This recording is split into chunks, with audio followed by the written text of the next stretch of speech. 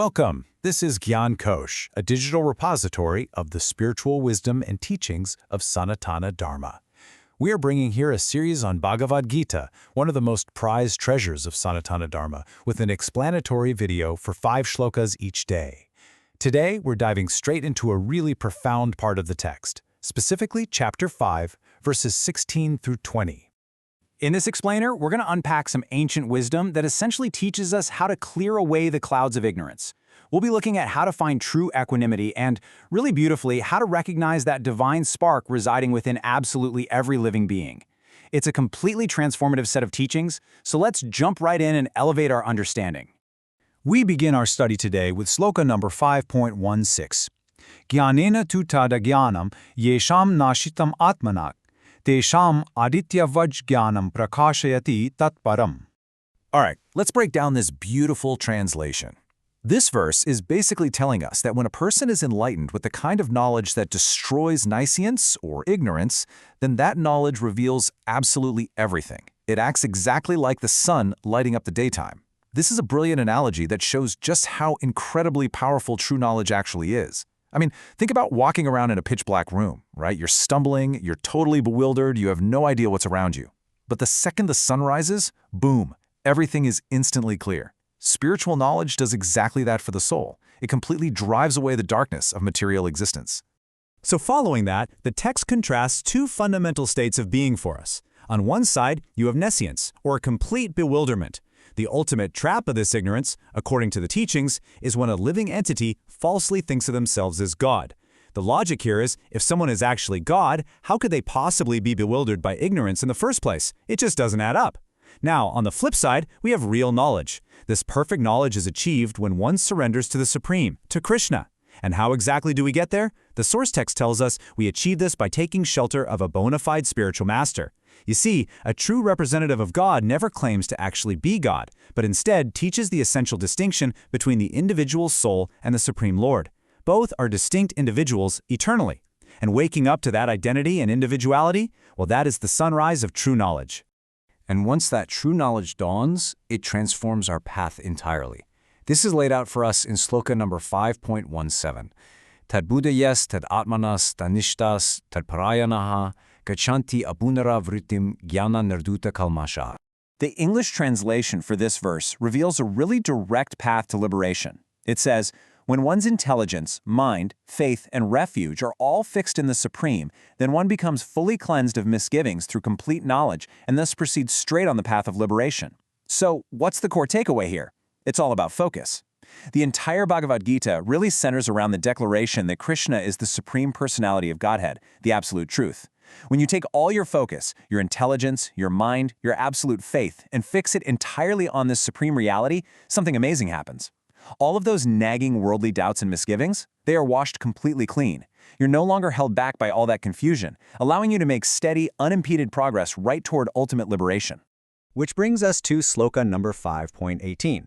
Now this is actually one of the most famous and profound verses in the text regarding true spiritual equality. Vidya vinaya sampanne brahmane gavi hastini shuni cheva shwapake cha pandita samadarshina. The translation here states, the humble sages, by virtue of true knowledge, see with equal vision a learned and gentle brahmana, a cow, an elephant, a dog, and a dog-eater or outcast. Let's really unpack how this builds our understanding of the text. Externally, obviously, a learned scholar, a cow, an elephant, and a dog look entirely different from one another. Biologically, socially, they belong to completely different categories.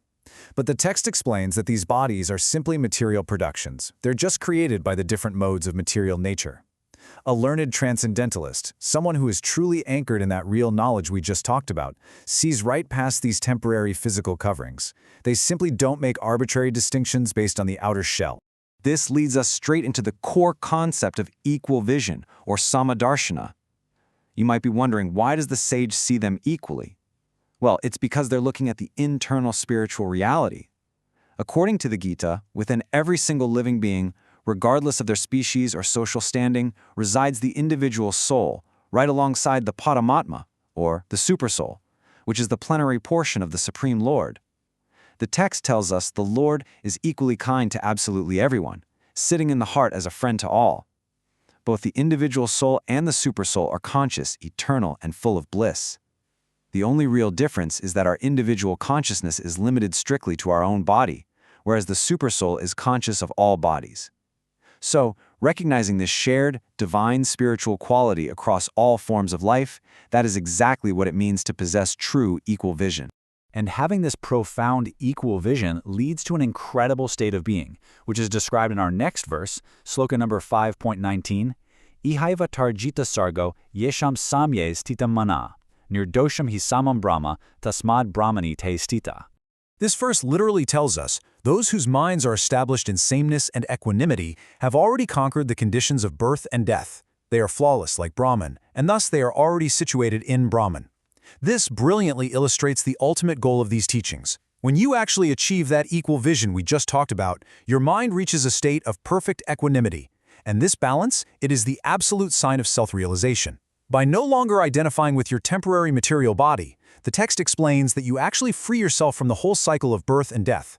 The Supreme Lord is considered flawless because he is completely free from material attraction and hatred. Therefore, when you develop this same equanimity, you also become flawless, effectively living in a liberated spiritual state even while you're still walking around in this world. So, what does this actually look like in practice? We find a very clear answer in our final shloka for today, number 5.20. Na prahrusyet priyam prapya, no dvijet prapya cha apriyam, stira buddhir asamudo, brahmavid brahmani stitaha. The translation gives us what is basically a practical checklist for enlightenment.